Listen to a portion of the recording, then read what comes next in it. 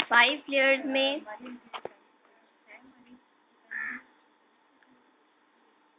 ये पोइम जो है एरियल, इसको यानी कि अगर इसकी हम इसको अगर एक्सप्लेन करना शुरू करें तो हम इन 5 लेयर्स में हम इस पोइम को डिस्कस करेंगे और हर लेयर के ऊपर ये पोइम पूरी नहीं उतरेगी, यानी कि हर लेयर के हवाले से हम इस पोइम को डिस्कस तो कर सकते हैं, लेकिन जैसे कि अगर मैं कहूँ कि ये पोइम जो है वो सिल्विया प्लैथ ने लिखी है अपनी जो है ना जो उसके डिलाइमास थे, जो उसकी साइकोलॉजिकल प्रॉब्लम्स थी, उसके ऊपर इसने लिखी है। तो हम जब शुरू करेंगे इसकी, जैसे हमने पपीज इन अक्टूबर पढ़ी थी तो उसमें भी ऐसे ही था कि उसमें यानी कि अगर मैं कहूँ कि इसने अपनी साइकोलॉजिकल एलिमेंट्स को डिस्कस किया है, तो मैं अगर एक स्टैंजा पढ़ूंगी तो मुझे लगेगा कि नहीं नहीं, ये इसने अपनी साइकी के बारे में नहीं बात की, ये इसने अपनी जो है ना कपुलेशन के बारे में बात किया कि किस तरह से जो है ये एज अ वुमेन वो अपने सेक्सुअल एलिमेंट्स को बयान कर रही है कि वो इंटरकोर्स जो है वो उसका किस तरह से हो रहा है, इस बारे में है पोइम। या फिर हम कहते हैं कि नहीं, ये इस बारे में भी पोइम नहीं है, फिर हमें एट द सेम टाइम लगता है कि ये जो डिलीवरी से पहले की जो वुमेन की कंडीशन होती है, ये पोइम उसके ऊपर लिखी गई है। ठीक है, इस तरह से यानी कि उसने इन वन लाइन में ये कहूँगी कि सिल्विया प्लैथ जो है वो सिर्फ अपनी लाइफ को, अपनी ज़ात को, अपने डिलेमास को, अपनी प्रॉब्लम्स को, अपनी वरीज को, अपनी साइकी को सिर्फ अपनी ज़ात के हवाले से डिस्कस नहीं कर रही, बल्कि वो दुनिया की तमाम तर वुमेन्स को रिप्रेजेंट भी कर रही है कि हर वुमेन की जो है वो किस किस तरह से उसको उसकी लाइफ में प्रॉब्लम्स आते हैं। अब अगर इस पोइम को हम डिस्कस करें तो उससे पहले इसके जो ब्रेक डाउन हुए हैं सिल्विया की लाइफ में वो आपको पता होने चाहिए, जो मैंने कल उस दिन भी फर्स्ट लेक्चर में डिस्कस किए थे, आपको मैं दोबारा रिमाइंड करवा देती हूँ। फर्स्ट तो ये था कि she was extremely attach with her father, अपने फादर के साथ वो बहुत ज़्यादा अटैच थी। 8 ईयर्स की जब वो थी तो उसके फादर की डेथ हो गई थी और उसको वो अपने फादर के साथ बहुत इंतहाई अटैच थी। तो इसमें इलेक्ट्रा कॉम्प्लेक्स का एलिमेंट भी पाया जाता है सिल्विया प्लैथ में, कि उसमें इलेक्ट्रा कॉम्प्लेक्स था। उसकी वजह से जैसे ही उसके फादर की डेथ हुई, क्योंकि मदर जो थी वो अपने बेटे के साथ उसका जो है वो ज़्यादा केयर वो उसकी करती थी, इसको वो बिल्कुल भी रिस्पॉन्स नहीं देती थी, तो इस वजह से इसको एग्नी लाहक हो गई। एग्नी का मतलब होता है कि फ्रस्ट्रेशन, परेशानी। एक एग्नी, हाँ, एग्नी एक ऐसी परेशानी होती है जिसके साथ इंसान परेशान तो होता है, लेकिन उस परेशानी के साथ उसके अंदर एक गुस्से की कैफियत भी होती है कि यानी कि वो अपनी परेशानी को या अपनी भड़ास को बाहर निकालना चाहता है, लेकिन एट द सेम टाइम उसको उसके साथ गुस्सा भी होता है, फ्यूरी भी उसके अंदर शामिल होती है। तो एग्नी इस चीज़ को कहते हैं। तो वो भी इस तरह की परेशानी, जहनी उलझनों का शिकार थी। जैसे ही उसके वालिद की डेथ हुई तो उसके बाद वो उसे एग्नी लाहक हो गई और उसने अपने बाप की डेथ को एक्सेप्ट नहीं किया, यानी कि उसने बर्दाश्त तो कर लिया लेकिन उसने एक्सेप्ट नहीं किया। एक इसकी लाइफ में ब्रेक डाउन ये आया। उसके बाद मेजर जो इसके इशू आता है वो ये कि ये अपनी इसके अंदर थी, इसका जो वजूद था वो पैक ऑफ डिज़ायर्स था। इसके अंदर अपनी ज़ात के अंदर बहुत ज़्यादा डिज़ायर्स थी जिनको वो पूरा करना चाहती थी, लेकिन वो उनको पूरा नहीं कर सकी। और एट द एंड और इसकी एक और लाइफ में ये ब्रेक डाउन था कि इसका हस्बैंड जो था वो इसके साथ लॉयल नहीं था। उसने इसको सपोर्ट करने की एज अ अथॉरिटी जो है उसको काफ़ी हेल्प आउट किया, लेकिन उसका जो है वो किसी और लड़की के साथ अफेयर था, इस वजह से उस चीज़ ने भी इसको क्रश भी किया। इसकी जो दूसरी आप पॉइंट्स पढ़ोगे ये बी मीटिंग और arrival of the bee box, उसके अंदर इसने अपनी डिज़ायर्स का और अपनी जो हस्बैंड की जो लॉयल नहीं था इसके साथ, डिसलॉयल्टी, उसको भी इसने रिप्रेजेंट किया है। तो इसकी तकरीबन तमाम तर पॉइंट्स में हमें इसी तरह के रेफरेंसेस मिलते हैं जो भी मैंने प्रॉब्लम्स डिस्कस की हैं। तो अब फर्स्ट ऑफ ऑल आप इसके जहाँ से पॉइंट स्टार्ट हो रही है मैं आपको आप ऊपर लिखो लेयर्स, ठीक है। मैं आपने 1 2 3 4 5 नंबरिंग दे देनी है कि ये पॉइंट्स के अंदर ये 5 लेयर्स में हम इसको डिस्कस करेंगे। मैं आपको एक लेयर में या 2 लेयर में पढ़ा सकूंगी, ठीक है, लेकिन उसके बाद ताकि आपको भी आइडिया हो जाएगा कि अच्छा इस लेयर में बात, फिर एट दी एंड में आपको बताऊंगी कि आपने इसको जब आपने एक्सप्लेन करना होगा एग्ज़ाम में तो फिर आपने इसको किस तरह से लेके एक्सप्लेन करना है, ठीक है। फर्स्ट जो इसकी लेयर है वो है सिंपल हॉर्स राइडिंग, कि वो कहा जाता है, मुख्तलिफ क्रिटिक्स कहते हैं कि इसकी ये जो पोइम है सिंपल हॉर्स राइडिंग है, उसके बारे में इसने लिखा है। सेकंड जो लेयर है वो है इमोशनल लेवल, कि इसने अपने इमोशंस को जो है इस पोइम के अंदर एक्सप्रेस किया है। इमोशनल लेवल के साथ थोड़ा सा छोटा सा एरो डाल के साथ लिख लें एग्नी, यानी कि जो इसके इमोशंस की जो एग्नी है उसको इसने AGONY उस एग्नी को, उस अपनी माइंड की कंडीशन को इसने बयान किया, यानी इमोशनल लेवल है सेकंड जो लेवल है। थर्ड लेवल है मूवमेंट ऑफ फ्यूटस या मूवमेंट ऑफ एम्ब्रियो, ठीक है, to birth, embryo EMBREW, to birth, यानी कि पैदाइश से पहले जो मूवमेंट होती है एम्ब्रियो की, उसकी कंडीशन के बारे में हमें लगता है ऐसा कि शायद हो सकता है कि इसने इस बारे में लिखी, यानी कि कोई चीज़ कंफर्म नहीं है, कि हम एक चीज़ पे फोकस नहीं कर सकते कि इसने इसी बारे में लिखा है। ये डिफरेंट एज्यूम्स हैं कि हम एज्यूम कर सकते हैं कि इस बारे में भी ये पोइम हो सकती है। और मज़े की बात यह, इसकी इंटरेस्टिंग बात ही ये है कि हर लेवल पे, जिस जिस लेवल पे भी डिस्कस करोगे वो बिल्कुल एज इट इज़ लगेगा कि हाँ इसने इस बारे में भी बात की हुई है, यानी कि हम उसको रिजेक्ट नहीं कर सकते किसी भी पॉइंट को। Fourth,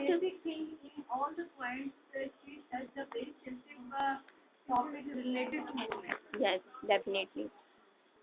fourth level is suicide, prophecy of suicide, ठीक है। इसने PROPHECY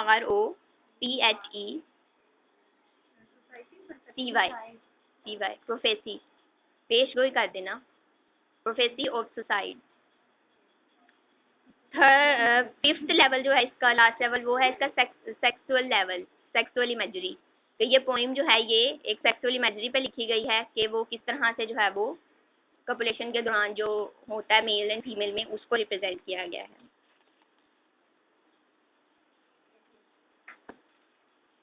अब मुख्तलिफ क्रिटिक्स ये कहते थे, पहले मैं आपको थोड़ा सा एरियल का इंट्रोडक्शन दे देती हूँ कि एरियल जो है वो शेक्सपियर ने भी एरियल के वर्ड का इस्तेमाल किया, ठीक है। उसके अलावा रेप ऑफ द लॉक में आपने पढ़ा है, ठीक है। एरियल का वर्ड का मतलब होता है कि समथिंग, कोई सुपर नेचुरल क्रिएचर, ठीक है, परी जिसको कहते हैं। लेकिन ये सिल्विया प्लैथ ने जो एरियल का इस्तेमाल किया है उसने इसको एज अ सिंबल लिया है, कि एज अ सिंबल। अब मैं कहूँगी कि एरियल इस पोइम के अंदर, सिल्विया प्लैथ की पोइम के अंदर एरियल जो है एक घोड़े का नाम है, एक हॉर्स का नाम है, कि एरियल आपने उसको इमेजिन करना है कि ये एक हॉर्स है, ठीक है। अब वो हॉर्स जो है वो किस तरह से ट्रैवल कर रहा है वो अब हम देखेंगे इस पोइम के अंदर। और वो हॉर्स जो है, वो एरियल जो है वो किस किस चीज़ का सिंबल है। वो एरियल सिल्विया प्लैथ की डिज़ायर्स भी हो सकती हैं, वो एरियल जो है वो सिल्विया प्लैथ की इमोशंस भी हो सकते हैं, वो एरियल जो है वो सिल्विया प्लैथ की सेक्सुअल एलिमेंट भी हो सकते हैं, ठीक है। वो सिल्विया प्लैथ के जो एरियल है वो सिल्विया प्लैथ का जो है वो मूवमेंट ऑफ एम्ब्रियो, वो एम्ब्रियो का भी एलिमेंट हो सकता है। तो ये तमाम हम इसने एज अ सिंबल भी उसको देखना है। पहले आपने ये इमेजिन कर लिया कि क्या है एरियल, क्या है, एक हॉर्स है, ठीक है। अब वो हॉर्स जो है वो किस किस चीज़ को सिम्बलाइज कर रहा है, हम क्योंकि हमने इसको डिफरेंट लेवल्स पे लेके चलना है ना, तो डिफरेंट लेवल्स में हम इसको एज अ सिंबल देखेंगे कि एरियल जो है वो इस चीज़ का सिंबल है और वो किस तरह से ट्रैवल कर रहा है और क्या वो कह रही है अपनी अपनी ज़ात के बारे में, अपने इमोशंस के बारे में, अपने मेंटल कंडीशन के बारे में, वो हमें क्या बताती है। और वो सिर्फ अपने बारे में नहीं बता रही, वो पूरी दुनिया की वीमेंस की कंडीशन के बारे में बता रही है कि वो उनकी फीलिंग्स क्या होती हैं, उनकी प्रॉब्लम्स क्या होती हैं, उनको सोल्यूशन उन प्रॉब्लम्स का मिलता है या नहीं मिलता, मेल डोमिनेंट सोसाइटी जो है वो उसमें क्या रोल प्ले कर रही है। तो ये तमाम चीज़ें जो हैं वो इसमें हम डिस्कस करते जाएंगे। और इसकी एक मोस्ट इम्पोर्टेंट जो इसकी बात है, वो जो हमें इसकी पोएम्स जिसकी वजह से कॉम्प्लेक्स लगती हैं, वो इस वजह से लगती हैं क्योंकि इसने इस अपनी पोएम्स के अंदर स्ट्रीम ऑफ कॉन्शियसनेस का इस्तेमाल किया। स्ट्रीम ऑफ कॉन्शियसनेस एक टेक्निक है, ठीक है। स्ट्रीम ऑफ कॉन्शियसनेस, कॉन्शियसनेस समझते हैं ना, स्ट्रीम नदी को कहते हैं, बहाव, स्ट्रीम ऑफ कॉन्शियसनेस, यानी कि स्ट्रीम ऑफ कॉन्शियसनेस का मतलब है रैंडम फ्लो ऑफ थॉट्स, यानी कि रैंडमली फ्लो हो रहा है थॉट का। और वो सोचें इस तरह की होती हैं कि जैसे ये एक मॉडर्न बात है, ये बहुत, क्योंकि ये अमेरिकन लिटरेचर मॉडर्न राइटर्स है ना, तो ये टेक्निक भी मॉडर्न है। पार्ट 2 में आप जितने भी राइटर्स पढ़ोगे वो ये समांतर यही वाली टेक्निक इस्तेमाल करेंगे। स्ट्रीम ऑफ कॉन्शियसनेस के टॉपिक के ऊपर आप 2 नॉवेल्स पढ़ोगे पार्ट 2 में, वो बेस ही इसके ऊपर करते हैं।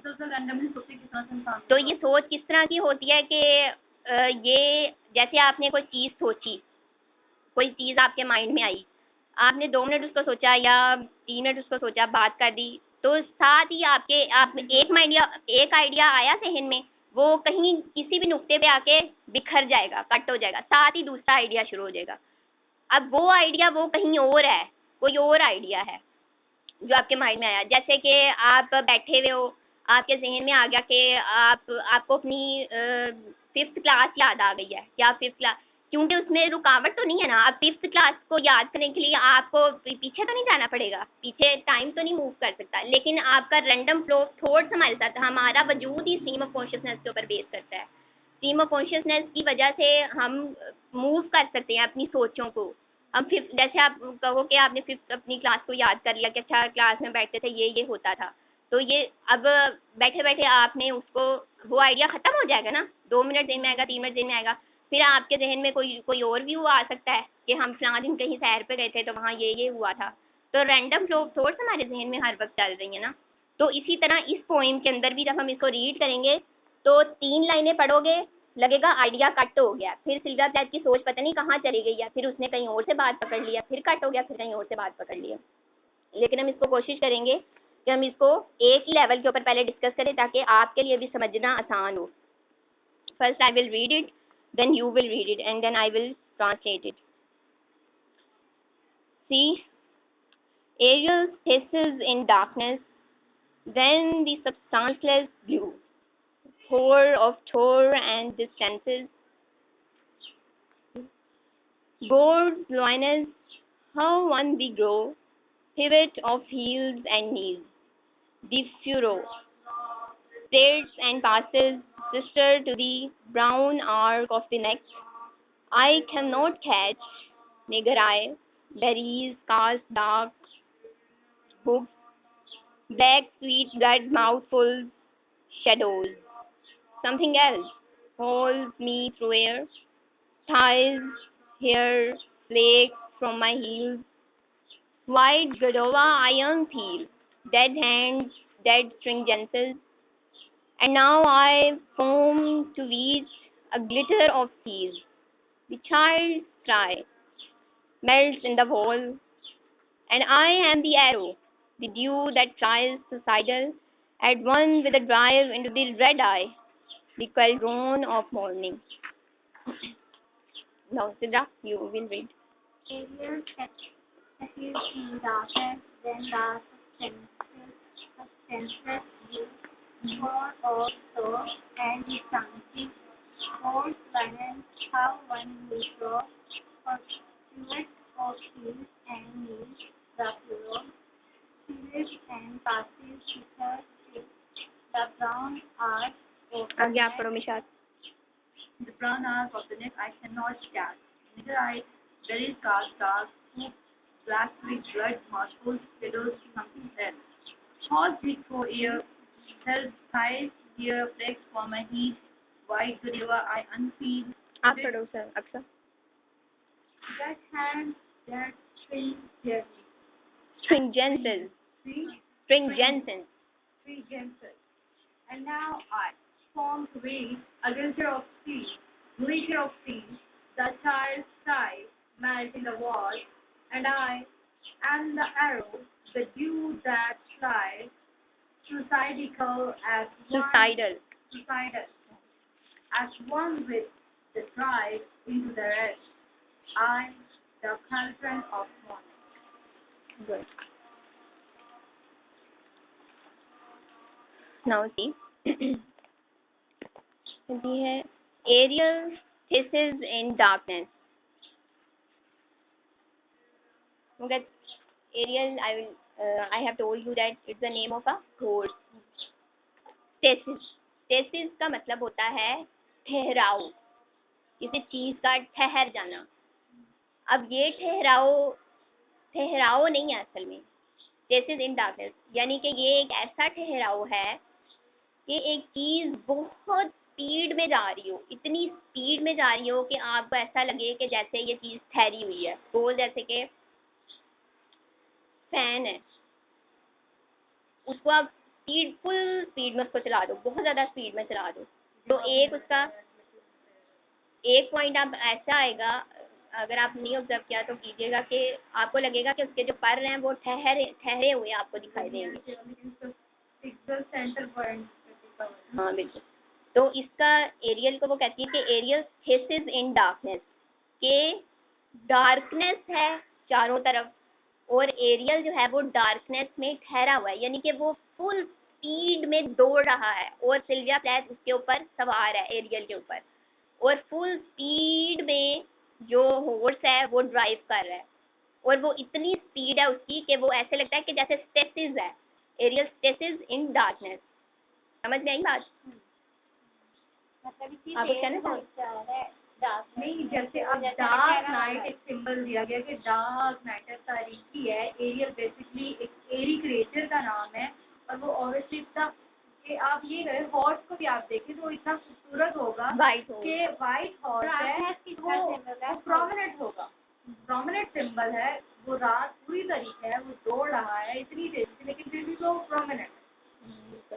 अब देखें, अगर हम इसको एक सिनेरियो में बात करें, अगर हम कहते हैं कि एरियल जो है वो उसकी डिज़ायर्स का सिंबल है, तो हम कहेंगे कि वो कहना ये चाह रही है कि एरियल यानी कि जो उसकी डिज़ायर्स हैं वो बेतहाशा हैं, उसकी ज़मीर के अंदर बेतहाशा डिज़ायर्स भरी हैं, लेकिन स्टेसिस इन डार्कनेस, यानी कि चारों तरफ वो कहती है मेरी लाइफ के अंदर हर तरफ डार्कनेस ही डार्कनेस है, यानी कि रोशनी मुझे नज़र नहीं आ रही, लेकिन उसकी डिज़ायर्स जो हैं वो पाथ अपना ढूंढना चाह रही हैं, निकलना चाह रही हैं, बाहर आना चाह रही हैं, लेकिन उनको स्पेस नहीं मिल रही, जगह नहीं मिल रही।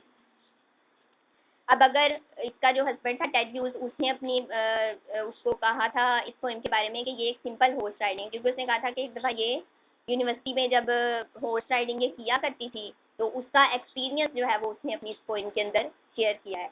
लेकिन बेसिकली हम इसको क्योंकि मुख्तलिफ एंगल्स में देखते हैं तो हम उस पर भी जस्ट फोकस नहीं कर सकते कि हाँ अगर हम इसको उसमें भी लें तो, और उसकी ये बात थी कि वो कहती वो बताता है कि जब वो हॉर्स राइडिंग कर रही थी तो घोड़ा जो था वो बेकाबू हो गया था और वो बहुत ज़्यादा स्पीड में था, तो उसने अपने शायद इस एक्सपीरियंसेस को डिस्कस किया। अब हॉर्स जो है वो इतनी स्पीड में जब बढ़ रहा है तो वो कहाँ जाता है, वो रास्ते में जो है वो झाड़ियों के अंदर से भी गुजरता है, उसको कांटे भी लगते हैं, ठीक है, और एक जगह पे जाके वो कहती है कि बेरीज उसको नज़र आती हैं और उसने बेरीज तोड़ी हैं सिल्विया ने, और उसने अपने बेरीज के साथ माउथ फुल कर लिया है, ठीक है। अब वो कहती है कि वो बेरीज के जब हैं तो क्योंकि उसको जो है वो झाड़ियाँ भी टच हुई हैं तो उसको eight the same time injury भी फील हुई है और एट द सेम टाइम उसको उन बेरीज के साथ अमेजमेंट भी फील हुई है, ठीक है। अब बेरीज क्योंकि रेड हैं तो वो रेडिश कलर को भी फिर सिम्बलाइज करती है कि वो क्योंकि ब्लड के साथ उसने उसको सिम्बलाइज कर दिया तो वो उसकी वो इंजर्ड साउल को रिप्रेजेंट करती है चीज़। फिर एट द एंड वो कहती है कि हॉर्स जो है ना किसी ज़ोर से क्योंकि फुल स्पीड में आ रहा था तो दीवार के साथ जाके टकराया है और टकराने के बाद वो मेल्ट हो गया, यानी वो ये कहना चाहती है कि डिजायर उसकी इतनी एकदम से टकराई है और टकरा के गिर गई। और उसके बाद वो कहती है कि आई एम दी एरो, और वो फिर एरो की तरह जब मेल्ट हो गया तो क्योंकि वो फुल स्पीड में आ रहा था तो वो एरो की तरह जाके किसी और दुनिया में जाके गिर गई है, यानी कि किसी और दुनिया में चल गया। अब वो दुनिया जो है वो यानी कि मौत की बात की दुनिया है या फिर व्हाट्सएवर कोई और हैप्पीनेस की कोई वर्ड है तो उसमें वो चली गई है। और अक्सर जो क्रिटिक्स ने ये कहा था कि ये पॉइंट जो है वो उसकी प्रोफेसी ऑफ डेथ को भी सिम्बलाइज करती है कि उसने मरने से पहले जो है अपनी प्रोफेसी कर दी थी इस पॉइंट के जरिए से। सुसाइड तकरीबन 31 या 34 की ईयर में इसने सुसाइड की थी और उसके साथ इसने अपनी एक छोटी बेटी थी उसको भी साथ ही इसने सुसाइड में उसको भी मार दिया था। आगे देखें, Ariel stasis in darkness then the substanceless blue. Substanceless का मतलब होता है कुछ भी नहीं, यानी कि सब्सटेंसलेस कुछ भी नहीं। ब्लू का मतलब ब्लू एक कलर ही है ना ब्लू। अब यानी ब्लू से मुराद वो ये कहना चाहती है कि उसको इंशाल्लाह को नींद आ रही है कि उसको थोड़ी सी यानी कि रोशनी नजर आई है, ब्लू रोशनी का सिंबल है ना, लाइट का सिंबल है, यानी कि वो जब डार्कनेस में से हॉर्स जब पास हो रहा है, गुजर रहा है, ड्राइव कर रहा है बहुत तेजी के साथ, स्पीड के साथ, तो उसको एक मामूली सी लाइट जो है वो रोशनी नजर आई है। अब ब्लू कलर जो है वो कहते हैं कि सूद का सिंबल होता है, सिंबल ऑफ लाइफ कह सकते हैं, सूद का सिंबल कह सकते हैं, सुकून का, सूद कह रही हैं, सूद भी सुकून को कहते हैं। सुकून। तो वो कहती है कि थोड़ा सा उसको जो है वो ब्लूइश कलर, यानी कि हॉर्स जो है वो पास हुआ है ब्लूइश कलर में से। अब आगे जाके वो कहेगी कि वो अब ब्लूइश कलर के बाद रेडिश कलर में से पास हो रहा है हॉर्स, ठीक है। यानी कि वो सिचुएशन बता रही है कि पहले उसने एक तारीकी को फेस किया, बाद में उसको थोड़ी सी उम्मीद नजर आई। उम्मीद, हाँ बिल्कुल। अब इसको ब्लू कलर को आप इसको होप का भी सिंबल ले सकते हो, ठीक है। वो मैंने जब आप वो नोट्स खोलोगे तो उसमें मैंने वर्डिंग के साथ सिंबल बना दिए, एरियल है तो उसके सामने लिख दिया कि ये इस चीज़ का सिंबल है, ठीक है। वो आप वहाँ से पढ़ोगे फिर आपको और मज़ीद क्लियर हो जाएगा। देन दी सब्सटेंसलेस ब्लू, यानी कि थोड़ी सी उसको क्या रोशनी नजर आई है। Pore of tor and distances, पोर का मतलब होता है आगे बढ़ना, हाँ यहाँ पे इसका मीनिंग है आगे बढ़ना, यानी कि आगे बढ़ जाता है। ऑफ टोर, टोर का मीनिंग है यहाँ पे छलांग लगाना, ठीक है। And distances, four of tor and distances, इस पूरी लाइन का मीनिंग ये है कि वो कहना ये चाहती है, यानी कि घोड़ा जो है वो इतनी फुल स्पीड में जा रहा है, बढ़ रहा है कि वो छलांगे लगाता हुआ, हाँ पहाड़ डिस्टेंसेस के साथ छलांगे लगाता हुआ पहाड़ की चोटियों में से गुजरता हुआ, बहुत स्पीड के साथ छलांगे लगाता हुआ वो आगे बढ़ता जा रहा है। अब इसको अगर आप डिज़ायर्स के हवाले से देखो तो वो क्या कहना चाहती है कि मेरी लाइफ में जो है वो चारों तरफ क्या है, डार्कनेस ही डार्कनेस है। फिर उसको थोड़ा से उम्मीद भी उसकी ज़ात के अंदर मौजूद है, और एट द सेम टाइम फिर वो कहती है लेकिन मैं अपनी ज़ात के अंदर उन डिज़ायर्स की मेरी फुलफिलमेंट नहीं हो पा रही, लेकिन उनके साथ मैं सर्वाइव करती हुई आगे बढ़ रही हूँ, ठीक है। अब अगर आप इसको अब अगर आप इसको उसमें देखो, एम्ब्रियो के सिंबल में देखो, तो वो क्या कहना चाहती है कि किस तरह से जो है औरत को क्या, अगर हम इंटेलेक्चुअल हमारे होकर देखें तो वो ये बताना चाहती है कि किस तरह से जो है वो उसको यानी कि सेक्स के बाद औरत जो है वो अपने आप को स्पॉइल ही फील करती है कि उसको स्पॉइल कर दिया गया, ठीक है, उसको यूज़ कर दिया गया, बस चाहे इलीगल मैनर हो या लीगल मैनर हो। तो वो यानी कि उसकी यानी कि अपनी ज़ात के अंदर वो सेक्सुअल एलिमेंट्स जो, यानी कि सेक्सुअल इमेजिंग के बाद जो वो फील करती है, सेक्स के बाद जो एक वुमेन जो है वो फील करती है, उसकी फीलिंग्स क्या होती हैं, या वो क्या फील करती है कि उसने अपनी ज़ात के अंदर क्या चीज़ खो दी है, ठीक है। ये चीज़ जब वो फील करती है कि वो ज़ीरो हो गई है उसके बाद, तो उसकी कंडीशन वो बता रही है कि किस तरह से वो डार्कनेस में से गुजरी, फिर उसके बाद उसको थोड़ी सी उम्मीद नज़र आई, फिर वो इसी तरह से आगे बढ़ती हुई जो है वो सर्वाइव करी। यानी कि उसकी जो उनकी सेक्सुअल इंटरकोर्स है उससे पहले की जो कंडीशन है, शुरू होने से पहले की कंडीशन, उसको अगर हम लें तो हमें लगेगा कि शायद ये उसका सिंबल है। और अगर हम इसको एम्ब्रियो के हवाले से देखें तो हमें क्या फील होगा कि वो ये बताना चाहती है कि प्रेगनेंसी से लेकर डिलीवरी के दरमियान का जो होता है डिस्टेंस, कि उस दौरान में वीमेन की फीलिंग क्या होती है, और उस एम्ब्रियो की मूवमेंट के साथ साथ उसकी उसके साथ उसके अंदर फियर भी होता है, और एट द सेम टाइम उसके अंदर अमेजमेंट भी होती है, तकलीफ भी होती है, और उसको एट द सेम टाइम खुशी भी होती है। तो उसको वो लेके मे भी डिस्कस कर रही है। अब आगे बढ़ते हैं। अब हमने क्योंकि डिज़ायर्स के हवाले से डिस्कस कर रहे हैं तो हम उसी के हवाले से इसको डिस्कस करते हैं ताकि आपको इसको कंफ्यूजन ना हो समझने में। आगे वो कहती है गोल्ड लाइनस, गोल्ड लाइनस का मीनिंग है यहाँ पे ओथ, कसम लेना, कसम उठाना, OATH, ओथ, कसम उठाना। वो कहती है खुदा की कसम मुझे, ठीक है। हाउ वन वी ग्रो, अब देखो आइडिया कट हो गया है। अब देखो ऊपर हम डिजायर्स की बात कर रहे थे, अब नीचे आके हाउ वन वी ग्रो जब उसने कह दिया तो हमें लगता है कि ये डिजायर्स में हम क्या इसकी सेंस बनाएं कि हाउ वन वी ग्रो, ये डिजायर्स की हम इसकी क्या से हम ये बनाएं कि अच्छा वो शायद ये कहना चाहती है कि वो कहती है कि मेरी डिजायर्स जो हैं वो मेरे साथ किस तरह से बढ़ रही हैं, मेरे साथ किस तरह से ग्रो करती जा रही हैं। मैं अपनी डिज़ायर्स को टेम करना चाहती हूँ लेकिन वो बढ़ती जाती हैं, बढ़ती जाती हैं। और फिर शायद अब उसके अंदर शायद फियर को लेके उसने कहा है कि हाउ वन वी ग्रो, कि मुझे खौफ आता है अपनी डिज़ायर से कि किस तरह से मेरी डिज़ायर्स मेरे अंदर से परवरिश पाती चली जा रही हैं, पाती चली जा रही हैं। या अगर हम कहें कि उसने अपने बेबी को लेके बात की है तो वो शायद ये फील कर रही है, वो कह रही है कि हाउ वन वी ग्रो, वो अमेजमेंट का इजहार करना चाह रही है कि वो कहना चाह रही है कि किस तरह से हम दोनों साथ परवरिश पा रहे हैं, यानी कि मेरे साथ जो मेरा बेटा जो है वो, मैं भी खुराक ले रही हूँ, वो भी खुराक ले रहा है, तो वो किस तरह से परवरिश पा रही है। पिवट ऑफ हील्स एंड नीज, फिर आइडिया कट हो गया और फिर आइडिया कहीं और चला गया। अब नेक्स्ट ये वाली जो लाइन मैंने पढ़ी ये बिल्कुल सेक्सुअल ऑर्गन को रिप्रेजेंट करती है, सेक्सुअल एलिमेंट को रिप्रेजेंट करती है। जब हील्स और नीज लिखा हुआ आ गया है, ठीक है, तो इट मीन जो है ये हमें हिंट करती है बात कि ये समथिंग कोई सेक्सुअल इमेजरी है। कि पिवट का मतलब होता है सेंट्रल पॉइंट, सेंट्रल प्लेस, यानी कि हील्स एड़ियाँ और नीज घुटने, तो उनका सेंट्रल पॉइंट दी फ्यूरो कहते हैं क्यारी को, ठीक है। यहाँ पे जो ये एलिमेंट है इसका फ्यूरो का वो क्या है, सेक्सुअल ऑर्गन को मे भी ये रिप्रेजेंट कर रहा है, हम ले सकते हैं कि वो कहती है कि किस तरह से वो अपनी हील्स को जब हिला रही है या मे भी नीज को हिला रही है तो वो किस तरह उसकी वो अमेजमेंट फील कर रही है, ये शायद वो हमें बताना चाहती है। यानी हर लाइन में आपको आपके अगर एक सिनेरियो में इसको देखोगे तो आपको ये चीज़ें कंफ्यूज कर देंगी। जिस लाइन में आपको जिस भी सिनेरियो में बात समझ आ जाए आपने उसको समझ के आगे बढ़ जाना है। डिज़ायर की बात है तो आपने उससे भी अटक के कंफ्यूज नहीं हो जाना। नेक्स्ट बात किसी और पे भी हो सकती है, एम्ब्रियो की भी बात हो सकती है या उसकी साइकी की भी बात हो सकती है।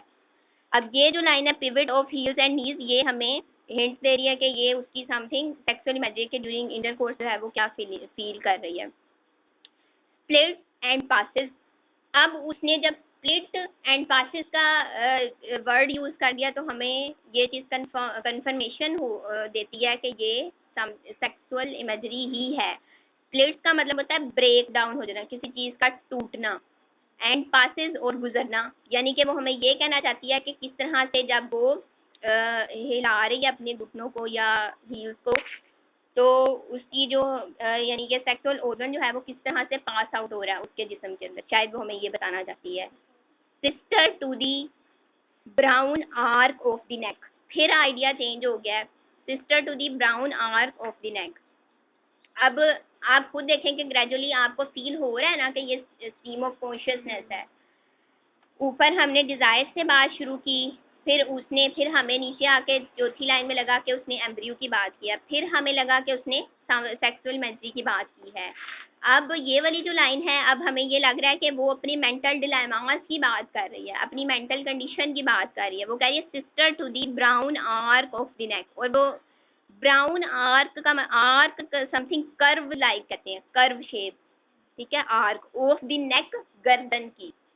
अब अगर हम इसको सेक्सुअल हवाले से भी देखें तो शायद वो हमें हमारे जहन में सेक्सुअल इमेजरी बनती है, लेकिन अगर हम इसको अपनी ज़ात के इसके ज़ात के हवाले से देखें सिल्विया प्लैथ की, तो वो कहती है sister to the brown arc of the neck, ये वो कहती है कि मेरी जो डिज़ायर्स हैं या मैं अपने आप को ऐसे महसूस कर रही हूँ कि जैसे मैं अपने ही अंदर चल रही हूँ, अपनी ही ज़ात को ऑब्जर्व कर रही हूँ, अपनी ही ज़ात के अंदर ट्रैवल कर रही हूँ। कभी ऐसा नॉर्मल बंदा तो नहीं शायद फील कर सकता, लेकिन यानी कि उसके मेंटल डिलेमास इतने ज़्यादा हैं कि उसको अपनी अपनी जब आप कहो कि आप एक बंदा किसी चीज़ पे अगर अड़ जाए या उस चीज़ पे अगर आके अड़ जाए कि नहीं ये चीज़ नहीं ना होगी मेरी लाइफ में या ये नहीं होगा तो बस मैं तो मरा ही मरा, ठीक है। तो वो उसकी जो ज़हन के अंदर जो उसकी कैफियत थी और उसकी डिज़ायर्स इतनी ज़्यादा थी, जैसे मैंने आपको बताया कि इलेक्ट्रा कॉम्प्लेक्स उसके अंदर था, बाप के साथ जो उसकी डिज़ायर थी उनको वो फुलफिल नहीं कर सकी, हस्बैंड ने जो है वो उसके साथ डिसलॉयल हो गया। तो इन चीज़ों का उसने बहुत ज़्यादा असर लिया। या फिर बातों का ऐसी भी नेचर होती है कि वो इजहार तो नहीं कर सकते, एक्सप्रेस तो नहीं कर सकते, लेकिन अंदर ही अंदर अपनी ज़ात के अंदर इंसान जो है वो उड़ता रहता है या बहुत सी चीज़ें फील भी करता है। फीमेल्स में तो होता है ऐसा, ठीक है। एमब्रियो भी तो हो सकता है ना? हाँ बिल्कुल, एम्ब्रियो भी हो सकता है कि वो ये फील कर, हाँ कि वो ये कहती है ब्राउन आर्क ऑफ द नेक के वो अपनी ही ज़ात के अंदर किसी नए जन्म को महसूस कर रही है, ये भी हम सेंस ले सकते हैं। या वो ये कहना चाहती है कि मैं अपनी ही ज़ात के अंदर किस तरह से ट्रैवल कर रही हूँ। जैसे कि मैं आपको कहूँ कि आप अगर अपने हाथ की लकीरों को देखो, तो तो आप फील करो कि हम कहते हैं ना कि हमारी लाइफ है वो इसमें लिख दी गई है, लकीरें बदलती भी हैं, बट वो तो अलग मैटर है। तो इसका मतलब क्या, मैं अगर दूसरे सेंस में कहूँ, मैं कह दूँ आपको कि यानी कि आप कहते हो ना कि लकीरें जो हैं वो इंसान पे असरअंदाज होती है। मैं इस तरह से बात कर दूँ कि आप अपनी हाथों की जो लकीरें हैं ना उसके अंदर ट्रैवल कर रहे हो, तो आप मानोगे बात वही है ना, लेकिन मैंने उसको दूसरी सेंस में कर दी, यानी कि अपनी ही ज़ात के अंदर ट्रैवल करना, यानी कि वो फील करती है अपनी डिज़ायर की वजह से, अपनी मेंटल डिलेमास की वजह से अपनी ही ज़ात के अंदर वो ट्रैवल कर रही, यानी कि वो उस दिन हमने पढ़ा था कि वो नार्सिसिस्ट है, नार्सिसिज्म है उसके अंदर, खुद पसंदी, अपने आप के अंदर इतना ज़्यादा एब्जॉर्ब हो जाना, इतना ज़्यादा एब्जॉर्ब हो जाना कि आपको अपने अलावा कोई बंदा नज़र ही ना आए। ठीक है, तो वैसी ही कंडीशन जो है वो इसकी है। ऑफ द नेक, आपको बहुत ज़्यादा इंटेलेक्चुअल समझती थी और कि जितनी भी डिज़ायर थी वो अपने आप में बहुत ज़्यादा फुलफिल्ड थी। नहीं उसकी फुलफिलमेंट ही तो, हाँ, अपनी डिज़ायर्स की फुलफिलमेंट ही तो वो चाहती है, और अपने ही अंदर अपनी मेंटल डिलेमास की वजह से वो बहुत ज़्यादा फ्रस्ट्रेशन का शिकार हो गई, एग्नी का शिकार हो गई, प्रॉब्लम फेस की। हम कहते हैं कि इंसान उसको बर्दाश्त नहीं कर सकती, उसने सुसाइड कर। हम कहते हैं कि इंसान जो है वो बर्दाश्त कर जाता है, या वो कहता है कि अच्छा चलो ये नहीं हुआ तो कोई दूसरे रास्ते बहुत है, life has to go on, लेकिन उसने इस चीज़ को नहीं ना एक्सेप्ट किया। वो कहती थी ये चीज़ मेरे अंदर है तो ये होनी चाहिए, बस ये क्यों नहीं होती, इसके लिए रास्ता क्यों नहीं निकलता। और उसने क्वेश्चन भी लगा दिया ना, फीमेल्स के हवाले से एक क्वेश्चन भी दुनिया के सामने छोड़ दिया है कि अपने आप को रिप्रेजेंट करके कि मुझे देखो कि मेरे अंदर क्या क्या चीज़ें हैं, मैं किन किन डिलेमास का शिकार हूँ, और तुम लोग क्या सोचती हो गर्ल्स के, तुम फीमेल्स क्या सोचती हो कि तुम्हारे अंदर ये नहीं है, या तुम इन डिलेमास से तुम भी होते हो, लेकिन मैं अपने ज़रिए से तुम्हें बता रही हूँ कि तुम भी ये चीज़ जानो, तुम भी ये चीज़ समझो, और फिर इसके लिए रास्ता भी तलाश करो। मैं तो उसके हवाले से अपने लिए भी आपको रास्ता तलाश करना आना चाहिए। तो व्हाट्सएवर आगे देखते हैं। आई कैन नॉट कैच, वो कहती है अब इतनी बात को डिस्कस करते हुए आते हुए अब वो खुद भी अनसर्टेनिटी का शिकार होगी। आई कैन नॉट कैच के साथ आप मेंशन कर सकते हो कि यहाँ पे अनसर्टेनिटी है, कि गैर यकीनीपन है उसके अंदर। वो कहती है कि मैं अपनी ही ज़ात के अंदर सरवाइव कर रही हूँ, अपनी ही ज़ात के अंदर मैं ट्रैवल कर रही हूँ, but I can not catch, लेकिन मैं पकड़ नहीं सकती, यानी कि मैं खुद नहीं अंदाज़ा लगा सकती कि मैं किन किन उलझनों का शिकार हूँ। मुझे खुद भी अपनी ज़ात के बारे में मुकम्मल अवेयरनेस ही नहीं है, अपनी भी ज़ात के बारे में वो कंफर्म नहीं है कि मैं क्या हूँ। एक जगह पिछली हमने इसमें ही पढ़ा था शायद, हाँ पब्लिश इन अक्टूबर में ही पढ़ा था ना। वो कहती है ओ माई गॉड व्हाट एम आई, कि यार मेरे खुदाया मैं क्या हूँ। तो यहाँ पे भी उसने कहा है I can not catch nigger eye berries cast dark. Nigger eye किसको कहते हैं, निगर जैसे ब्लैक को कहते हैं, निगर आए ब्लैक आए। यानी कि आई कैन नॉट कैच का मतलब है कि वो कहती कि मैं काबू नहीं कर सकती, यानी कि इतनी ठहरा नहीं सकती, मेरी ख्वाहिशात इतनी बुलंद है, या मैं इतना अपनी सोचों में हूँ कि मैं फुल स्टॉप नहीं हूँ। यानी कि एक इंसान होता है कि किसी चीज़ को ग्रिप कर लेना या बर्दाश्त कर लेना या किसी चीज़ को हैंडल कर लेना, लेकिन वो कहती है कि मैं अब उन चीज़ों को हैंडल नहीं कर सकती हूँ। निगर आए ब्लैक आए, अब वो कहती है कि क्योंकि वो हॉर्स पे ड्राइव कर रही है, तो उसका हॉर्स जो है वो अब कहाँ पे पहुंच गया, निगर आए, यानी कि वो कहती है कि अब मैं दोबारा से वो ब्लैक एटमॉस्फेयर में आ गया। निगर जो है वो ब्लैक की निशानी, यानी कि पहले वो थोड़ी सी उसको ब्लू नजर आया, थोड़ी सी उसकी उसको अपनी होप नजर आई, उम्मीद नजर आई, लेकिन जब वो अपनी ज़ात के अंदर फिर इन्वॉल्व हो गई, फिर उसने अपनी ज़ात को डिस्कस करना शुरू किया, तो वो कहती है आई कैन नॉट कैच निगर आए, यानी कि यहाँ पे निगराह से आप इसको ले सकते हो कि बेबसी का सिंबल है उसका, फिर से दोबारा से वो उसमें आ गई, यानी कि आउटसाइड इन। अब बाहर के अपनी सराउंडिंग्स को लेके वो आउटसाइड इन जा रही है। जैसे बात शुरू हुई थी एरियल से, आउटसाइड से, तो वो आहिस्ता आहिस्ता सरवाइव करती हुई हमें ये दिखाना चाह रही है कि किस तरह से तुम मेरी ज़ात का ट्रैवल देखो, कि मेरी ज़ात के अंदर क्या क्या है, मेरी ज़ात के अंदर किस तरह की होप है, किस तरह की फ्रस्ट्रेशन है, किस तरह की उम्मीद है। अब आहिस्ता आहिस्ता वो अपनी ज़ात के अंदर हमें ट्रैवल करके लेके जा रही है, और अपनी ज़ात के अंदर ट्रैवल करवाते हुए वो हमें भी, अपनी फीमेल्स को भी अपनी ज़ात के अंदर झांकने पे मजबूर कर रही है। Same problem, but they can't describing this word.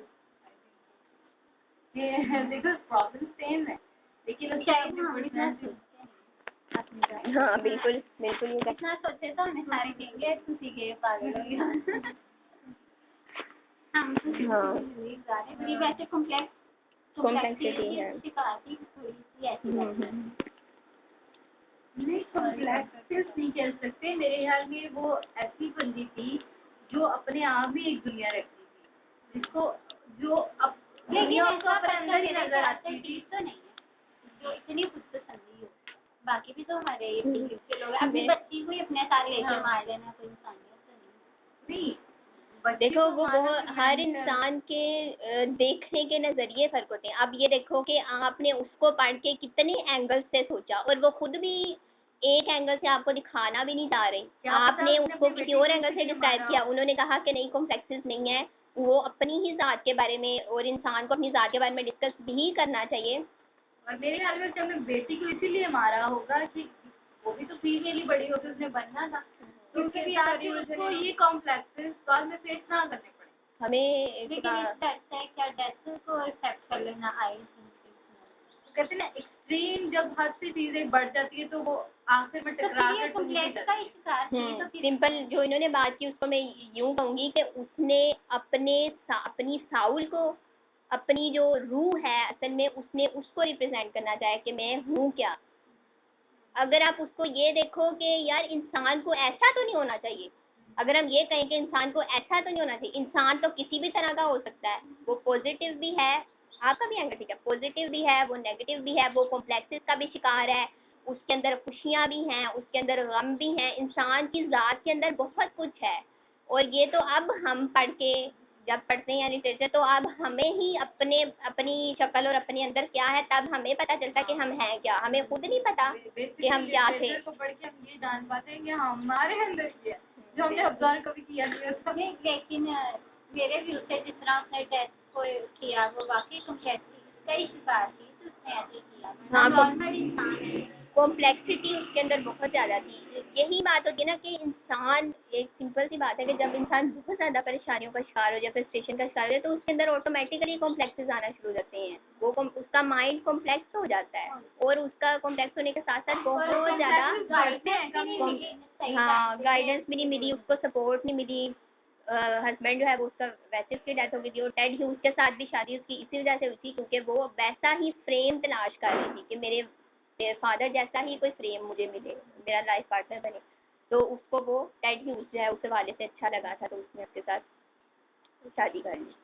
तो व्हाटसएवर जब इंसान की लाइफ में जब हम किसी के साथ अपने आप को कंपेयर करता है तब भी कॉम्प्लेक्स स्टार्ट होता है कि लाइफ में कॉम्प्लेक्स आना शुरू हो जाते हैं। बेसिकली कॉम्प्लेक्स से ही तो वो कंपेयर करता है, कॉम्प्लेक्स आया तो उसने कंपेयर किया ना। कॉम्प्लेक्स बहुत सी, हाँ कॉम्प्लेक्स आई थिंक बहुत सी चीज़ों की वजह से आ सकता है। आपकी ज़ात के अंदर अगर आप उलझनों को टेम करने के रास्ते तलाश करते रहो, हल्के हल्के फुल्के करते रहो, या आप कोई भी रास्ते तलाशते रहो, अपनी उलझनों को तो आसान हो जाता है। हाँ, चाहे आगे आने वाला रास्ता मुश्किल है या आसान है, लेकिन आपने रास्ता तलाश कर लिया ना, तो फिर आपके मसाइल तो थोड़ा कम या आपकी टेंशन डाइवर्ट हो जाती है, हो जाती है। एक नुक्ते पे मजबूत आप अगर ये सोचोगे कि आगे टेंशन है, तो फिर आप रास्ता नहीं तलाश कर सकते। अगर आप कोई ना कोई रास्ता तो फिर इंसान को तलाश करना ही पड़ता ना, लेकिन जब आप ये फोकस करके बैठ जाओ कि नहीं जी ये चीज़ का तो अच्छा रास्ता है ही नहीं, तो ये चीज़ ऐसे है तो ये ऐसे क्यों है, ये पूरी नहीं होती तो क्यों नहीं होती, वो बहुत सी ऐसी चीज़ें होती हैं जिनके ऊपर हम सवाल नहीं उठा सकते, या वो इंसान को हर चीज़ तो नहीं ना लाइफ में मिल सकती। कुछ चीज़ें इंसान को मिलती हैं, कुछ चीज़ें इंसान को हाँ नहीं मिलती। तो अगर जो चीज़ें नहीं मिल रही उन पे अगर फोकस करके बैठो तो सिंपल सी बात है कि आपको कॉम्प्लेक्सेस का हो जाता है। फिर आप डेफिनेटली आपके अंदर कॉम्प्लेक्सेस आ जाएंगे। कॉम्प्लेक्स आया, उसने भी डिजायर को स्टॉप नहीं किया, वो बढ़ती गई, फाइनली डिजायर। अब देखो हम हैं तो एक गोश्त का लोथड़ा ही ना, इसके अलावा तो हम कुछ नहीं है। तो अगर हम अपनी डिज़ायर्स को ही अपने साथ पकड़ के बांधे रखें, डिज़ायर्स पूरी करो, लेकिन उसके रास्ते तलाश करो ना। रास्ता क्यों नहीं निकलता, हर चीज़ का रास्ता निकल आता है, लेकिन इस तरह से अगर आप होपलेस हो जाओ, सुसाइड कर लो, तो ये चीज़ें फिर इंसान को मार देती हैं। अच्छा नेक्स्ट देखते हैं जी, हॉर्स कहाँ कहाँ जा निगर आए, यानी कि फिर से उसने जो है वो अपनी, जब उसने कहा है कि आई कैन नॉट कैच, यानी कि मैं बेबस हो गई हूँ, मैं काबू नहीं कर सकती, मैं फिर वो निगर आए यानी कि ब्लैक आई में दाखिल हो गई, यानी कि अपनी ज़ात के अंदर पहले उसने नेक की बात की। हाँ नेक, यानी कि नेक के से ट्रैवल में कर रही हूँ, अपनी ही ज़ात के अंदर मैं ट्रैवल कर रही हूँ। फिर उसने कहा है कि निगर आए। अब अगर आप कहो कि आप अगर किसी की आँख के अंदर ट्रैवल करो, आप, तो आपको कैसा लगेगा? वो जो एक मूवी थी इसकी, सलमान खान की शायद मूवी थी, तेरे बिना जब तुम तेरे नाम। हाँ तेरे नाम। तो जब उसको मारते हैं, उसके दिमाग की खोपड़ी वो उड़ाते हैं, तो वो आपने देखी होगी। तो वो उसकी एक व्यू दिखाते हैं ना, किस तरह से उसका दिमाग इस तरह से ट्रैवल कर रहा है। तो वैसे अगर आप इमेज अगर बना के जहन में देखो कि आप किसी की आँख के अंदर अगर ट्रैवल करो तो आपको किस तरह फील होगा, यानी कि वो अपनी ज़ात के अंदर हमें लेके जा रही है। पहले उसने नेक की बात की है कि क्या है उसके अंदर, नेक से मुराद यानी उसके डिज़ायर्स को ले सके हैं। अब वो अपनी आँख का ट्रैवल हमें दिखा रही है। या हम निगर आए से ये भी सिंबल ले सकते हैं कि उसने अपनी जो, वो ये कहना चाहती है कि फिर मैं दोबारा अंधेरों में ही बैठी हुई हूँ, मेरे लिए कोई रोशनी का चांस ही नहीं है, मेरे लिए कोई होप ही नहीं है, कोई उम्मीद ही नहीं है। Berries cast dark. अब वो जो है वो ड्राइव करता हुआ हॉर्स जो है वो दाखिल हो गया कहाँ पे, झाड़ियों में से अब वो गुजर रहा है। और उसने जो उसकी, जब वो तेजी से गुजरा है तो बेरीज भी जो है वो उसके मुंह में आ गई हैं सिल्विया के, और वो उसको फील कर रही है बेरीज को अपने माउथ में। यानी कि अब वो, अगर हम इसको कुछ विशेष उसकी पूरी भी हो गई हैं। हाँ, अब यहाँ पे अगर फीलिंग है तो आप इसको सेक्सुअल फीलिंग के हवाले से देखो तो भी वो बात ठीक बनती है कि किस तरह से जब वो ड्यूरिंग इंटरकोर्स है तो वो क्या फील कर रही है। यानी कि एट द सेम टाइम उस झाड़ियों में से जब वो गुजरी है तो उसको इंजरी भी हुई है, ठीक है, उसको फियर भी महसूस हुआ है, एट द सेम टाइम उसको लगा कि उसकी ज़ात के अंदर कोई चीज़ क्रश भी हुई है, eight the same time amazement भी है उसमें, ठीक है। तो ये चीज़ें उसको खुशी भी है।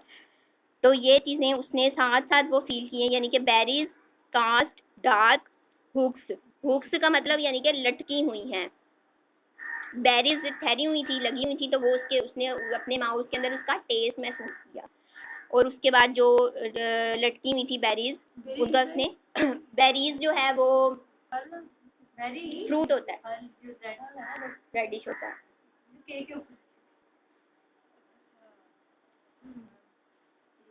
तो या फिर हम बेरीज को जो है वो उसकी लाइफ में आने वाली जो हैप्पीनेस है, यानी कि क्योंकि जिस तरह हम कहते हैं कि इंसान जो है वो वाइसेस और वर्चूज़ का जो है वो कॉम्बिनेशन है, इसी तरह हम ये भी तो कहते हैं ना कि इंसान की ज़िंदगी भी खुशियाँ और गम दोनों चीज़ें साथ होती हैं। तो एट द सेम टाइम जहाँ वो अपनी ज़ात के अंदर उलझनों का शिकार है, लेकिन उसके साथ साथ जो उसको खुशियाँ भी मिल रही हैं वो उनको भी इंजॉय कर रही है, उनकी भी अमेजमेंट से हमें गुजार रही है कि मैंने बेरीज को भी देखा है, बेरीज का भी मैंने टेस्ट किया है। यानी कि कहीं ना कहीं उसको थोड़ी होप मिलती है, कोई नहीं क्या, कोई अगर उसकी विश भी खुशी मिलती है। अब ये तो नहीं ना है कि अगर इंसान दुखों की पोटली है उसके पास तो खुशियाँ भी तो आती हैं ना। मेरे शोहर ने मुझे बहुत सताया, मतलब हाँ बिल्कुल, वो बिल्कुल कहती थी, वो ये भी कहती थी कि मेरे हस्बैंड ने जो है वो मुझे जितना हंसाया लाइफ में और मुझे किसी ने नहीं कभी हंसाया। हाँ बिल्कुल। नेक्स्ट देखें, ब्लैक स्वीट ब्लड माउथफुल, यानी कि अब देखें उसने वर्डिंग देखें कि कैसी यूज़ की, ब्लैक स्वीट।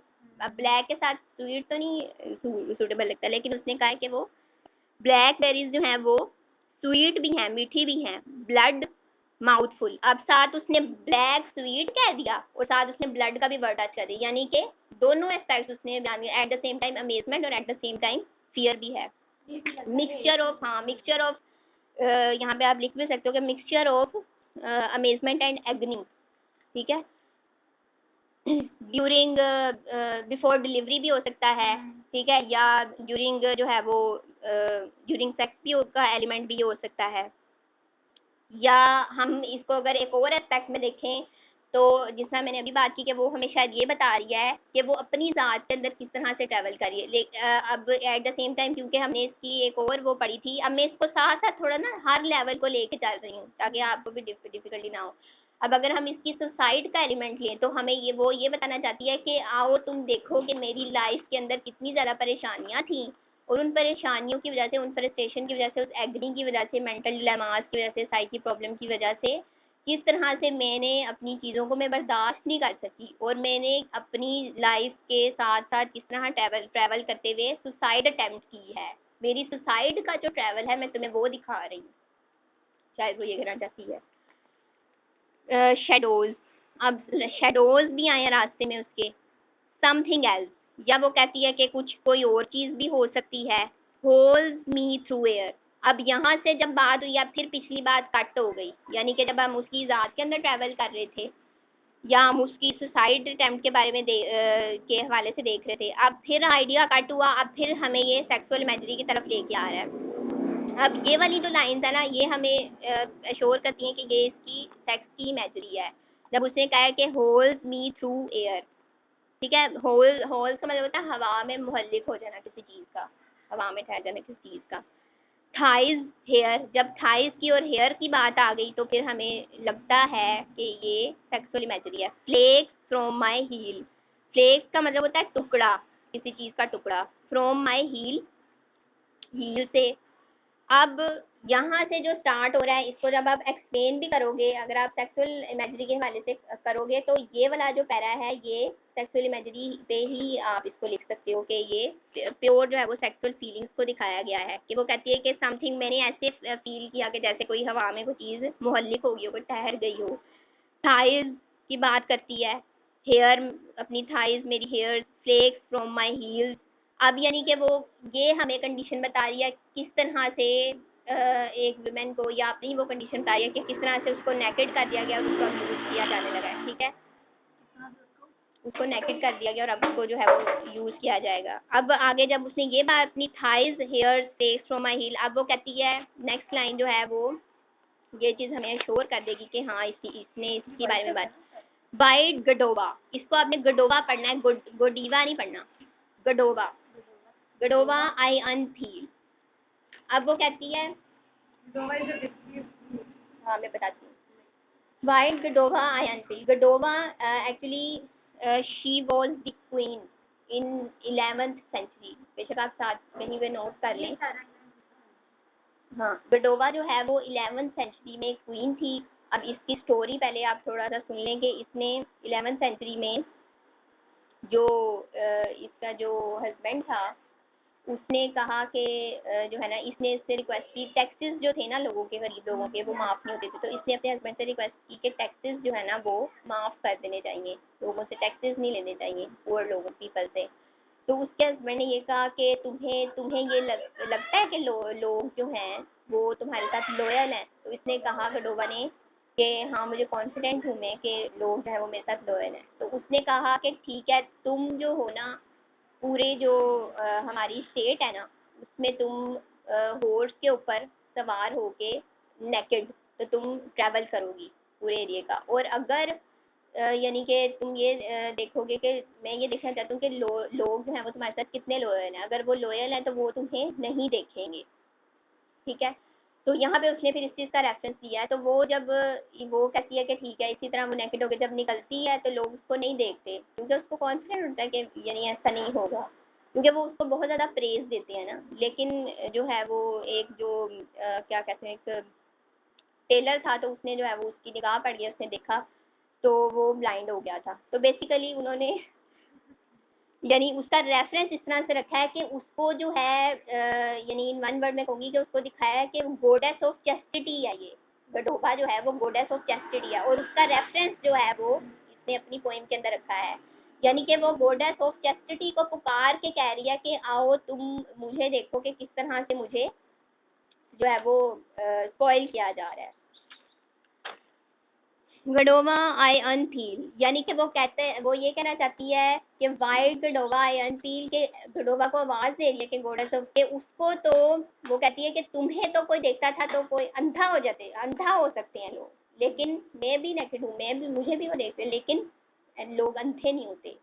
यानी कि उसकी अपनी एक साइकी और अपनी फीलिंग्स को एक्सप्रेस करने की एक उसकी ये कोशिश है, या उसका दिखावा है कि किस तरह से वो फील कर रही है और उसको गडोवा को पुकार रही है कि आई अनफील, कि मैं नेकेड हूँ, मुझे नेकेड कर दिया गया है। यानी वो एक जो विमेन की जो फीलिंग्स हैं उनको एक्सप्रेस करना चाह रही है, या विमेन को बताना चाह रही है, या हम तमाम लोगों को बताना चाह रही है कि जब एक औरत के साथ ये इंटरकोर्स वगैरह होता है तो किस तरह से जो है वो अपने आप को स्पॉइल फील करती है, किस तरह से वो अपने आप को जो है वो अपने अंदर जो है वो एक खालीपन महसूस करती है, किस तरह से वो महसूस करती है कि उसकी साइकी डिस्टर्ब हुई है, उसको बिल्कुल जो है वो ज़ीरो कर दिया गया, बस उसकी ये वैल्यू है कि साइन करवा लो इस पेपर में और चलो जी, ठीक है। तो ये वो असल में वैल्यू बताना चाह रही है कि वुमेन को कि तुम्हारी वैल्यू कितनी है। White Godiva I unpeel dead hands dead stringencies. अब वो कहती है कि यानी कि जब वो सारा प्रोसेस हो गया है तो क्या हुआ है, हैंड्स को वो अपने डेड फील कर रही है एंड डेड स्ट्रिंजेंसेस। स्ट्रिंजेंसिस का मतलब होता है सख्ती होना किसी चीज़ की, यानी कि वो ऐसा फील कर रही है कि जैसे उस पर ना किसी ने सख्ती कर दी हो, या और अपने आप को वो बिल्कुल जो है ना वो डेड फील कर रही हो, सिंबल ऑफ मुर्दा जिस्म जो होता है वो सख्त हो जाता है कि हाँ, उसकी बिल्कुल वैल्यू नहीं रही हाँ है, बिल्कुल एग्जैक्टली। कि वो आपने आफ्टर दैट कंडीशन में ये फील कर रही है कि उसका जिस्म मुर्दा हो गया है, उसके हाथ भी मुर्दा हो गए हैं, जैसे मुर्दों की जिस्म जो होता है सख्त हो जाता है।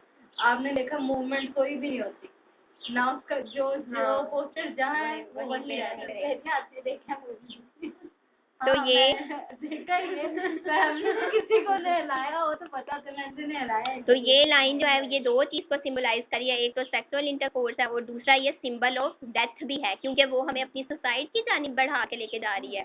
तो वो ये बताना चाह रही है कि किस तरह से अब वो डेथ की तरफ बढ़ रही है, इसलिए उसने बार बार डेड डेड का लफ्ज़ यूज़ किया है कि dead hands and dead stringencies. अब ये वो वाला मरहला अब आ गया है कि जहाँ पे अब हॉर्स जो है वो टकराने वाला है, टकराने के बिल्कुल करीब तर है। अच्छा, ये मैं ये पूछना चाहूँगी कि ये पोएम लिखी इसने कब थी? कि इसके लास्ट अपनी हाँ तकरीबन अपनी डेथ से पहले उसने ये लिखी है, लेकिन उसको आफ्टर डेथ जो है ये बाद में जो है वो पब्लिश हुई थी, तो फिर लोगों ने यही एज्यूम किया कि इसने अपनी मौत से पहले ही जो है ना इसने अपनी डेथ की प्रोफेसी कर दी थी, और बाद में इसके हस्बैंड पे यानी कि डेड ह्यूज पे बहुत ज़्यादा क्लेम लग गए थे कि वो उसकी मौत का जिम्मेदार है, क्योंकि उसने जो है वो इसको जो है वो स्पोर्ट ही ज़्यादा दिया, और इसकी जो कब्र थी तो उस पर भी इसने सिल्विया लिखा हुआ था, सिल्विया ह्यूज, तो उन्होंने ह्यूज जो है वो वहाँ से हटा दिया था। यानी लोगों ने जो है ना बहुत ज़्यादा क्रिटिसाइज बाद में किया था टेड ह्यूज को इसकी मौत का, कि वो उसको जिम्मेदार ठहराया था। तो ये उसको अगर हम इसके उस सिनेरियो में देखें प्रोफेसी ऑफ डेथ, तो वो अपनी डेथ की तरफ बढ़ रही है। अब वो कहती है and now I foam to wheat a glitter of seas. Glitter का मतलब चमकना होता है, लेकिन यहाँ पे खुशी का मीनिंग है यहाँ पे। अब उसने फिर अपनी जो है वो इमेजरी को चेंज कर दिया। अब हम मे भी कहते हैं कि मे भी अब ये उसकी जो है वो सेक्सुअली अभी तक चल रही है, या फोम टू वीट का यहाँ पे मतलब है समथिंग, कोई झाग टाइप होती है ना कोई चीज़, उस तरह से वो फील कर रही है। यानी कि जैसे अभी आप ऊपर बात करते हैं कि मुर्दा इंसान जो है वो मर जाए तो डेड उसके हैंड रहते हैं, तो उसकी वो उसको रखते हैं ना रुई वगैरह पे उसके रखते हैं, तो वो फील शायद करिए कि डेड होने के बाद वो फील करिए कि उसके माउथ से समथिंग कुछ बाहर निकला है, foam to wheat a glitter of seas. तो एट द सेम टाइम वो कह रही है कि शायद उसकी चारों तरफ जो है वो खुशियाँ ही खुशी हैं, खुशियों के समंदर हैं, ठीक है, या शायद वो ये कहना चाहती है कि मैं अपने लिए खुशियाँ तलाश कर लूँगी। तो एट द सेम टाइम वो एग्री में भी है, एट द सेम टाइम परेशानी में भी है, वो सुसाइड अटेम्प्ट भी करना चाहती है, थोड़ी थोड़ी थोड़ी वो होप भी साथ लेके अपने अंदर चल रही है। वो ये भी कहना चाह रही कि मैं अब सुसाइड कर लूँगी तो सारी मेरी टेंशन वगैरह खत्म हो जाएगी। हाँ बिल्कुल एग्जैक्टली यही वो करना चाह रही थी कि जब ये आप उसमें पढ़ोगे बी बॉक्स जब आएगी ना, तो उसमें वो यही कहती है कि मेरी जो है ना डिज़ायर्स को वो बाहर किस तरह मैं निकालूं, लेकिन वो कहती है जब मैं ही ख़त्म कर दूँ जब मैं अपने आप को ही ख़त्म कर लूँ तो फिर डिज़ायर तो अपने आप ही मर जाएंगी। ये वो कहना चाहती है। वो उनसे छुटकारा पाना चाहती लेकिन पाती नहीं। अब ये वाली लाइन भी काफ़ी इंटरेस्टिंग है। वो कहती है कि द चाइल्ड, मिल गया ना, प्रॉब्लम डिजायर भी पूरी नहीं होती, लेकिन जब होगी तो सब चीज़ों के बारे में नहीं जाएगी। हाँ बिल्कुल। The child cry. अब चाइल्ड क्राई का वर्ड जो है वो उसने अपने लिए यूज़ किया, यानी कि वो ये कहती है कि मेरे अंदर की जो इंसानियत थी, मेरे अंदर का जो मेरा ज़मीर है, उसने एक चीख मारी है, शरीक किया है उसने, वो क्राई किया है। यानी कि जब मेरी बात नहीं सुनी गई, मेरी डिज़ायर्स की फुलफिलमेंट नहीं हुई, या मैं अपनी अगर सुसाइड की तरफ बढ़ रही हूँ, या अगर ये एम्ब्रियो की मूवमेंट है, तो किस तरह से जब वो डिलीवरी के बिल्कुल करीब है तो वो क्या हुआ है, चीख निकली है उसकी। या उसने जो है वो जब वो अपनी अगर अपनी ज़ात की बात कर रही है, अपनी वो जब बहुत ज़्यादा तंग आ गई है अपनी एग्नी से, अपनी फ्रस्ट्रेशन से, तो वो कहती है कि अब उसकी चीख निकल गई है, और चीख निकलने के बाद वो तो अटेम्प्ट में चल जाती है, सुसाइड कर लेती है। With child cry. आप देखो अगर उसने चाइल्ड का वर्ड यूज़ किया तो ये भी इस चीज़ का सिंबल शो करता है कि वो कहती है कि इंसान जो है वो अपने अंदर अगर हम देखें तो इंसान अपनी ज़ात के अंदर तो अपने लिए तो वो बच्चा ही है ना, अपने लिए तो वो यानी कि अपनी ख्वाहिशात को पूरा करने के लिए तो वो कहता है ना कि हर चीज़ मेरी, हाँ रोता ही है वो। हाँ कोई भी चीज़, अब हमारी जो डिज़ायर्स के हवाले से अगर हम बात करें तो हर इंसान अपनी डिज़ायर्स के साथ साथ बच्चा ही है, चाहे वो जिस बुढ़ापे में भी वो, जैसे अभी सर भी वो वाक़या बता रहे थे, तो ऐसे ही है। बचपन में ईद होती थी, हम रोते थे, हमें ये करना है, ये करना है, ये करना है। अब जैसे बड़े हो गए हैं, वो हम मेच्योरिटी आ गई, वो एक उस चीज़ का वो चार्म नहीं रहा। तो इसी तरह के ये तक की भी जो विशेष है उसके अंदर वो बचे ही है, वो रो रहा है कि मेरी ख्वाहिशात पूरी हो। हाँ बिल्कुल। Melts in the ball. लो जी, समझिए। अब वो कहती है, अब ये भी लाइन जो है वो प्रोफेसी ऑफ डेथ को शो कर रही है। या समथिंग स्पॉइल हो गया है कोई चीज़, ठीक है, खराब हो गई है।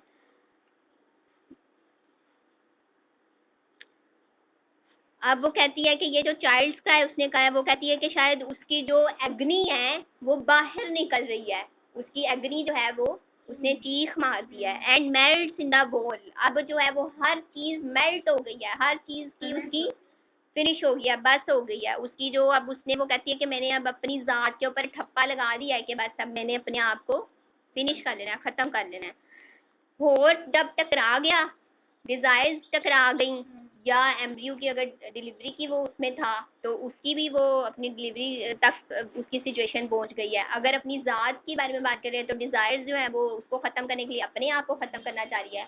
अगर प्रोफेसी ऑफ डेथ है तो वो कहती है कि डेथ जो है अब मैं उसके करीब बढ़ रही हूँ, बस अब मैंने वहाँ पे फुल स्टॉप लगा दिया है और अब मैंने किसी और दुनिया में चला जाना है, इसलिए हर चीज़ उसकी मेल्ट हो गई।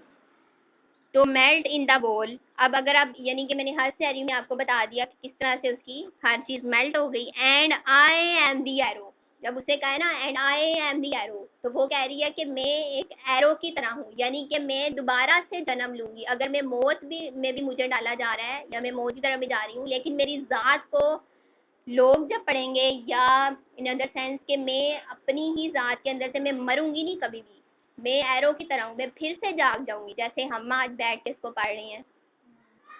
तो वो कहती है कि मैं एरो की तरह हूँ, मौत के बाद भी मैं कॉन्फिडेंट हूँ कि मैं फिर से जन्म लूंगी। And I am the arrow, the due कतरा दैट फ्लाइज सुसाइडल, जो कि यानी वो कहती है कि एक कतरे की तरह मैं दोबारा से उभरूंगी, ठीक है। एंड दैट फ्लाइज, जो कि मौत के बाद उठने वाला कतरे की तरह किसी तरह से मैं उठूंगी। सुसाइडल, अब सुसाइड यानी कि उसने कर चुकी है, वो मायूसी के एलिमेंट में वो चली गई है। वो कहती है कि मैं एक एरो की तरह हूँ और उस एरो के ज़रिए से मैं कहाँ चली गई हूँ, किसी और दुनिया में चली गई हूँ।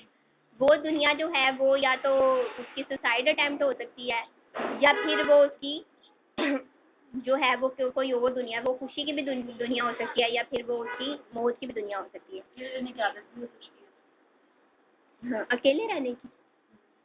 And one with the drive, और वो कहती है कि मैं and one with the drive, और मैं ऐसे निकलूंगी, यानी कि मैं एक इस तरह का इंसान हूँ कि मैं इस तरह से निकलूंगी, यानी कि मैं उभरूंगी। यानी कि वो कहती है कि मैं मौत की तरफ तो चली गई हूँ, लेकिन मैं एक कतरे की तरह से उभर के निकल के आऊँगी, ठीक है। मैं भी शायद वो लोगों के ज़रिए से वो कहना चाहती है कि लोग मेरी पर्सनैलिटी को ज़रूर याद रखेंगे, मेरी मरने के बाद भी याद रखेंगे, मैं कभी मरूंगी नहीं। और ये देखिए उसने स्कोप के साथ ये पॉइंट हाँ, ये देखिए कि उसने एक वे